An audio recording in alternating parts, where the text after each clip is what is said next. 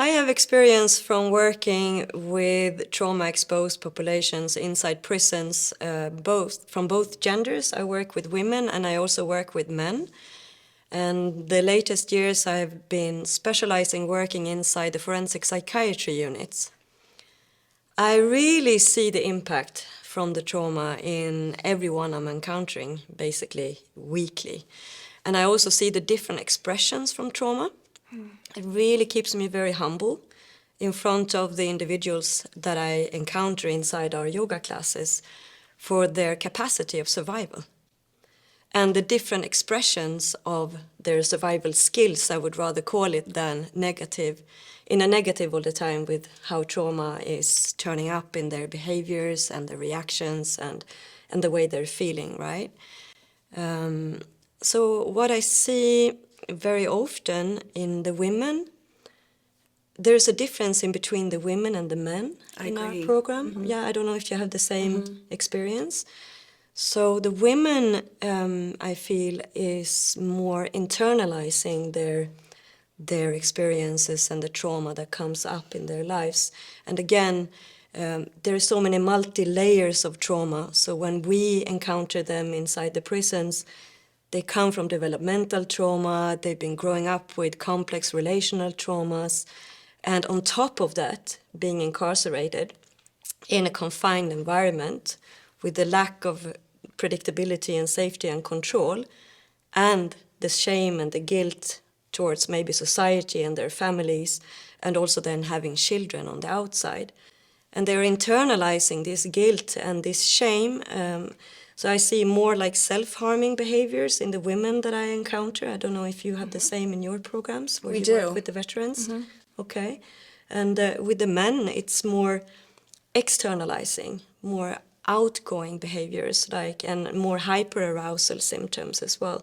I see that in the women as well, but it expresses in a different way.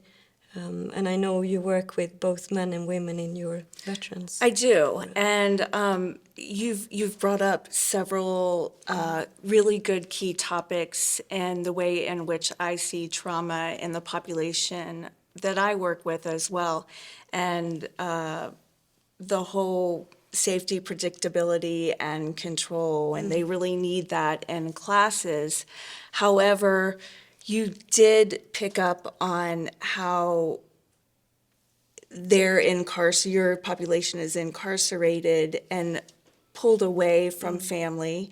And the population that I work with, one of the ways that they experience trauma is from deployment. They're pulled away from their families and their communities to serve our country. And that experience, by pulling them away from their family, although they're working and serving, is detrimental in some ways. And what they experience overseas can be harsh.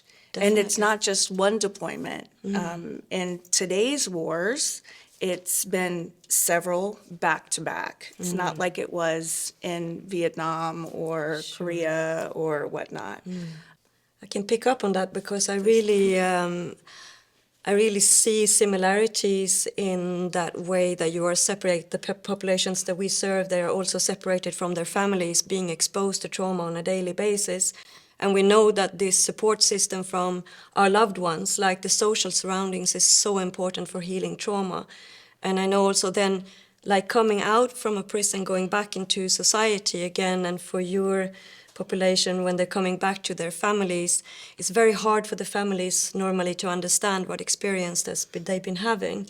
So that kind of separation can be very hard to heal if you don't have that access during your service or being inside a prison. So I see so many similarities. And I know in Sweden and in Europe and here in the US, there is also a lot of incarcerated people who comes from a war veteran background and ending up in a prison because they're dealing with their trauma as well as a self-coping mechanism with drug addiction and abuse. So there is, it's an interconnection between the populations that we serve, right? Yes, and when they come home, it's that readjustment, that sometimes that readjustment they just don't know where to go or how to readjust, how to reunite. Right. And that ends up often as being a withdrawal. And that's how they cope, is Right, to sure. withdraw. That's their only Like source. avoidant Avoidance behaviors. of Yeah. behavior. And what they've experienced often overseas is traumatic within itself, which leads to an array of other things. Of course. Insomnia, Yeah.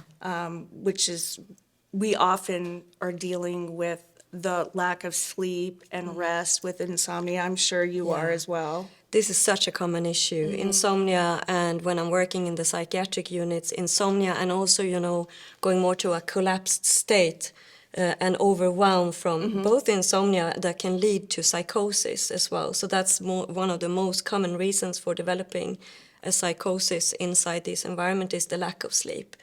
And then also, if you're carrying this out, how could you even take other rehabilitation, rehabilitative programs if you're not able to sleep? And we also know how trauma affects the brain, right? To be able to cognitively express and also verbally express that gut-wrenching feeling that you're holding. How can you then be of service or be in society and be a human being that can work? And still, these guys are so resilient, right? It's just finding different ways of dealing with the trauma, but we need to work on such a holistic level with these populations because it's complex. It's not only working with cognitive behavioral therapy, we need to work with the body, and we need to work with community and relationships and to reintegrate that sense of belonging as well. So, And then you're working with that gut-wrench feeling quite often, which leads to hypervigilance. Yeah. And they're always on guard. So they never, ever able to relax.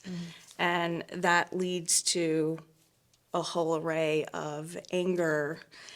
And if it's not anger, sometimes it's depression or anxiety.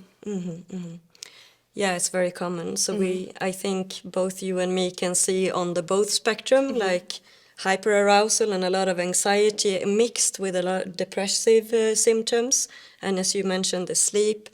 I can also see then that people are sometimes sleeping too much. So it's kind of we're trying to modulate this. How can we work with these populations to bring into a balance in the middle, right? Absolutely. With the practices that we can complement other treatment modalities with.